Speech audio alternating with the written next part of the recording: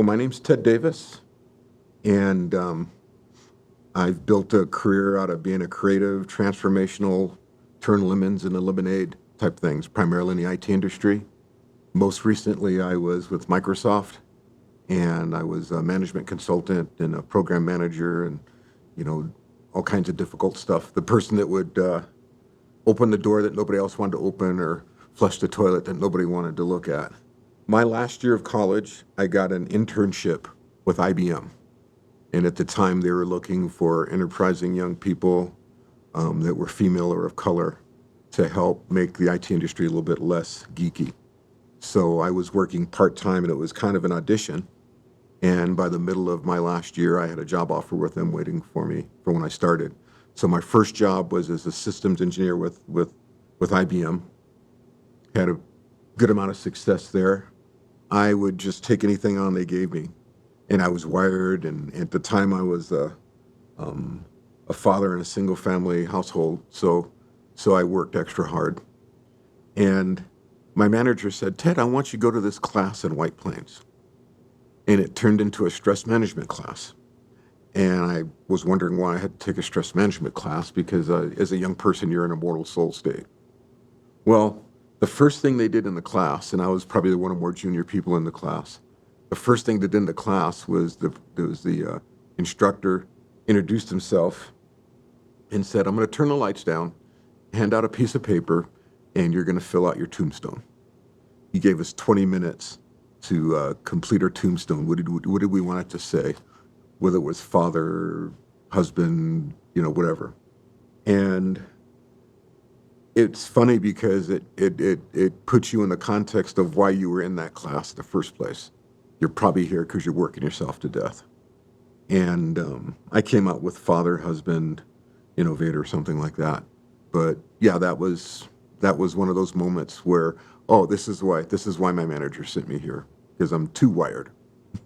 It made me aware of the things that stress does to the mind and the body, how that impacts your life, how, for example, if you don't sleep at night, or you operate on reduced sleep, it's actually hindering your productivity, things of that nature.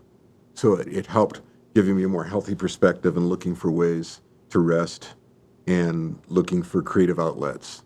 And then I started my own venture-funded business, working with automated ID type systems, barcodes, and things of that nature. That was a big thing back then. And I decided I wanted to be a chief information officer. In the IT, that's a person that both runs an IT department and is the member of senior management in terms of planning the strategy of an organization and how to support it from the standpoint of the infrastructure. So I went through several corporate management jobs, a manager of a development team, a director of application development, got my first CIO job. And then just before the dot-com bust, I left to work with a smaller startup company that ran out of money. So I started doing consulting and did things like became a contract general manager of a particular business that I restructured for sale. And then through some contacts I had with Microsoft, I got a job there. Became a cloud delivery executive when the cloud was first coming, and it was just crazy. There was no business model. We just kind of doing things on the fly. And then my last job there was a director of digital solutions architecture. It's really a digital transformation management consulting type thing. Where do you want your organization to be, and how do you plan to get there, and how does technology support that? Most recently, I've been enjoying not traveling and living in Colorado and getting involved in the community. I grew up when we were going to the moon. And with all the things going on in the background, we still felt that there were some amount of unlimited possibilities through technology. And so that probably turned me into a bit of a geek with regard to technology and things of that nature. I wanted to be an astronaut. I lived in Southern California, Orange County specifically, and most of the people that worked around us were doing things with Rockwell and Rocketdyne and Hughes and things of that nature. And so that was the big thing, the launches. My parents would let me get up in the morning and stay home from school when the launches were going. I had models of rockets on, all the way from the Saturn V to the 2001 shuttle. That was what I wanted to do, and I just got too big and too blind. I learned about electronics when my dad bought me a Radio Shack 201 kit. And if you're familiar with that, it had the different components in the book, and it taught you what resistors and capacitors, stuff like that did. And and you made things. Like I made a solar-powered AM radio and stuff like that. And that drove an interest to take things apart to see how they work. It also drove me to start making things with my hands. And that's kind of what I've kind of become a geek with the edges rounded off. But I love the things that technology can do to improve life, however you want to define it. Now, there's some threatening things to it also. It enmeshed me into wanting to know how things work and explore them from the standpoint of just pure knowledge and interest. The civil rights movement was front and center.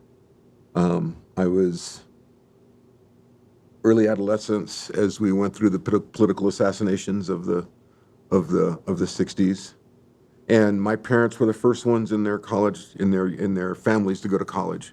And so education and learning, specifically learning, became a big thing. And so the only time you saw African Americans on TV, we were criminals or sports heroes or musicians or something like that. And as I got a little bit older and as I started to approach college, there was one gentleman named Arthur Bremer, who was one of the first African-American members of the Federal Reserve Bank, an economist. And as I became aware of him, I wanted to be an economist. I imagined myself being one of the guys on the McNeil-Lehrer report or This Week or something, talking about how screwed up the world is and how it should be fixed. And but there weren't really. My dad was a role model. He was an electrical engineer, dealing with the glass ceiling and things of that nature. But that was my real role model is people that did that, people that rocked the boat and made things happen in business. Steve Jobs became, as I started my career, the destination is the journey or something like that. I fell in love with that kind of thing, just creating things and making things different and being different, quite frankly. Another part of that was as a family, we moved from South Central LA when I was fairly young towards Orange County, California. And we were, in a lot of cases, the first African-American people that a lot of folks were presented with. And that was good and bad. But what I did learn was to be a chameleon. I fit in with most every group. And I would do things just to bust stereotypes. Good example was when it came time to play band back in the days when music was taught in schools as a regular part of doing business. They wanted me to play trombone because I had big lips. I said, no, I'm not gonna play that game. I'll play violin. And if you can imagine someone my size playing violin and being surrounded by a less than masculine audience, I would do things like that just to play with people's heads and say, I don't have to be the way you imagine me. I'm very much into woodworking. I've done things with hardwoods. Most everything in my house that's wood I made. Walnut and mahogany and cherry and poplar and beetle kill, outdoor things. I like that creation process because in the IT business and management consulting business, first of all, in management consulting, when you give somebody a well-considered set of recommendations, they treat it like a menu. We'll do this, but we won't do that. And so you've got to argue through that particular, or at least socialize past that particular point. And with woodworking, it's when you make something, it's done. In software, as soon as you give somebody what they want it to do something else. Well, a table, I'm fond of saying a table never wants a fifth leg. You just take care of it afterwards. I've also told people that every nail and screw I drive has a name on it for aggression therapy. So, yeah, I love making things. I love creating the creative process. My favorite piece is a peninsula that divides my family room from the kitchen.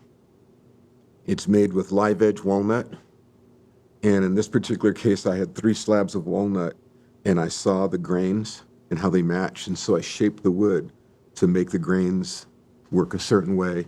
And then I did some creative things with wood fill, so it looks like it's one big wide piece. I'm probably most proud of that, just because the impression it makes to people. When I got my first chief information officer job, they had the old classic dark wood furniture, and I never liked an office like that. I never liked having an office where I was across the desk from somebody. And I also feel like there's a certain amount of, if you want to call it karma, when you're around things that you build yourself. So I built a table, a desk, a stand-up desk, a credenza, that credenza behind us. And it just made me feel comfortable and empowered in my own space.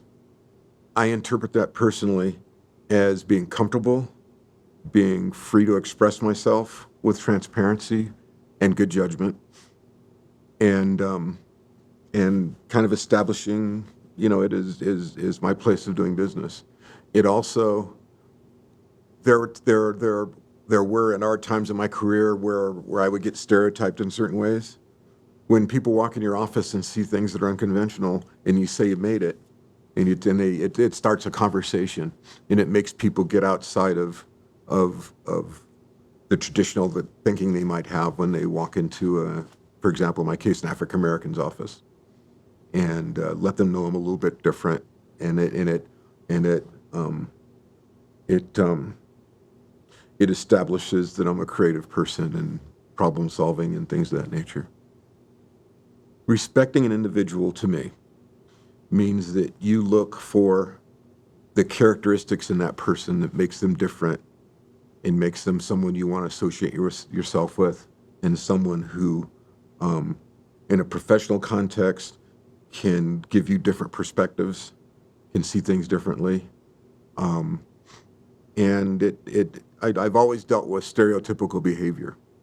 As I get older, and for example, when I left Microsoft, I decided that I've done enough stuff in life to where I don't have to put up with a certain amount of stuff anymore. Those things might be stereotypes. Those things might be microaggressions. If you know what microaggressions are, the little digs that when you put them together render the perspective that someone has that might not be as respectful as you like it. And it also, one of the difficulties in my life now, one of the things that makes me angry and I fight is, the pendulum is swinging back towards where it was in the 50s and 60s. And it's frustrating to see the world roll backwards. And so I refuse to find myself disrespected in a passive way. Sometimes you're dealing with people who are just sleeping souls that don't know any better. Sometimes you're dealing with people that are just very conventional and know what they know. Everybody kind of grew up the way they grew up. But I will do everything I can to show that I'm a proud individual, and the things that I do and have done should give me at least the benefit of the doubt upon introduction. Well, when you're young in your career and getting started, you have to play the game. You have to be a chameleon. You have to take certain things. But I remember in my first senior VP job, somebody that had an outcome that I didn't support, that wanted to work with my company, called my boss, the president, up and said, this guy Ted, he doesn't have the comportment to be a senior manager. And luckily I worked for a guy that knew what was going on. But he also said, I don't want to hear that stuff anymore. You got to figure out how to do that without it, the crud landing on my desk. But he also, it's interesting, that particular boss asked me a year after I left, we had dinner. He was a great man. He's 88, 89, and he's still speaking. He's still doing TED Talks and stuff like that. I didn't want to admit that race was part of the difficulties I may have had at times, because you're not supposed to. You're supposed to let it roll off your back. But it was good that he asked the question and saw what was going on. And he's somebody I would consider a great mentor in terms of how to be a full person and stand for something. Taught us about impact and outcomes. And in fact, it was my first CIO job. And he says, what do you think I want? And I came up with a bunch of technical stuff. And he says, no, I wanted it to be risk-free. I wanted it to be easy, things of that nature. So um, it was a good process and a good point in the evolution of how I became a professional. I'm big on mentorship because young people have to be able to look and say, geez, I'd like to do that. I didn't know I could do that. If he can do it, I can. And so I speak in schools in Boulder about there's an organization or a subset of the YWCA called Reading to Racism, and its intent is to teach young kids about racism, stereotypes, and prejudice. As one of the few African Americans, and probably the only African American male some of these kids have seen, I take great pride in talking to them and talking about what I do for a living and what I've achieved. And I kind of vary off the curriculum of reading a book and take them through interesting exercises. A good example is I'll pull a Rubik's Cube. It's something I came up with last year. I pulled a Rubik's Cube out of my backpack, and I said, okay, what color is this cube? Everybody said yellow. I said, you sure? They said, yeah. So I turned it and said, now what color is it now? They said red. And I said, and I I cycled through a couple other colors. I said, end of the day, it's a Rubik's Cube. And that's like humans. We're all human. We make different colors and things of that nature, but and you can twist it up and see different colors all at one time, but we're really just human beings and should be treated as such. I do consider mentorship two ways. One, to help other folks understand the possibilities and, what you can do in the face of the trials and tribulations. Little things become big things. And I also, it's therapy for me to talk about what I went through and how I did it and how the world is changing and how it will affect them. It's as I do that, it's very cleansing. One of the things I liked about it, I was on the board of this particular not-for-profit Reading to Racism as it got absorbed into the YWCA. And I like that because I feel like I'm making a difference and it's helping me deal with all the stuff that I've had to deal with. And I do other things too. I love talking to people that are younger than me, that are of color, about their possibilities, and even if they don't know what they want to do in school, if they apply themselves, they just keep their options open. And the cool thing is having those options. So, I mean, I don't know what I want to be when I grow up, but I know I have options. Well, maybe the problem is I don't want to grow up, but that's a whole nother conversation.